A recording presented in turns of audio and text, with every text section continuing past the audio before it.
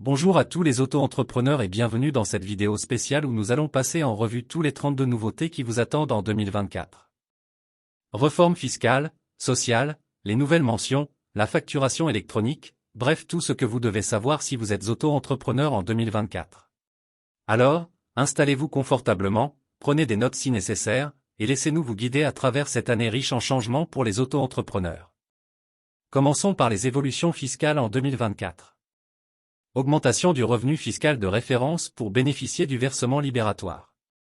Le montant du revenu fiscal de référence, RFR, nécessaire pour bénéficier du versement libératoire en 2024 augmente. Il doit désormais être inférieur à 27 478 € pour une part fiscale en N2, soit en 2022.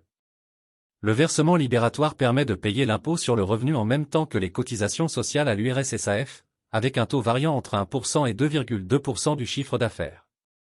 Hausse du barème progressif de l'impôt sur le revenu.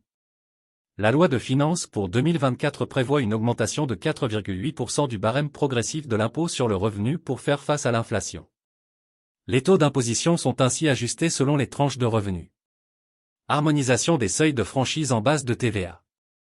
À partir du 1er janvier 2025, les seuils de franchise en base de TVA vont être ajustés pour les activités de vente de marchandises et de prestations de services, dans le cadre d'une harmonisation européenne.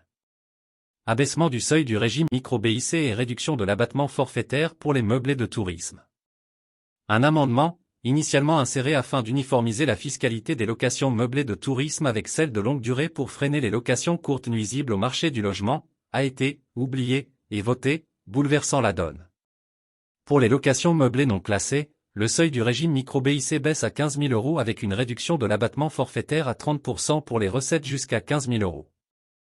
Un amendement législatif impacte ainsi la fiscalité des locations meublées de tourisme. Prorogation des régimes d'exonération dans certaines zones.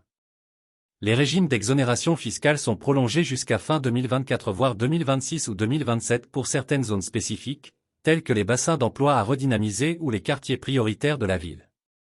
Création d'une nouvelle zone France Ruralité Revitalisation Plus, ZFRR+. La ZFRR+ est lancée en 2024 pour dynamiser les territoires ruraux, offrant des avantages fiscaux aux micro-entrepreneurs s'y installant entre le 1er juillet 2024 et le 31 décembre 2029. Report de la suppression de la cotisation sur la valeur ajoutée des entreprises, CVAE. Initialement prévue en 2024, la suppression de la CVAE est reportée au 1er janvier 2027, impactant principalement les auto-entrepreneurs dont le chiffre d'affaires annuel dépasse 152 500 €. Passons maintenant à la deuxième partie de notre série, où nous aborderons les changements en matière de facturation électronique et les nouvelles mentions obligatoires pour les auto-entrepreneurs en 2024.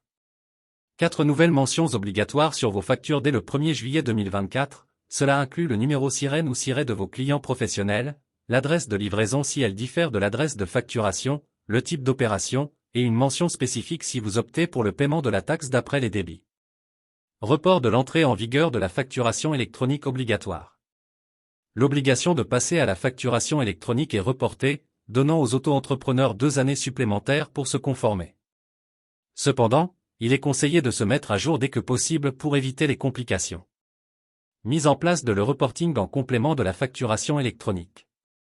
Le reporting, introduit en parallèle de la facturation électronique, implique l'envoi de données de transactions supplémentaires à l'administration fiscale, renforçant ainsi la transparence des opérations de paiement. Restez à l'écoute pour la prochaine vidéo où nous aborderons d'autres changements importants pour les auto-entrepreneurs en 2024.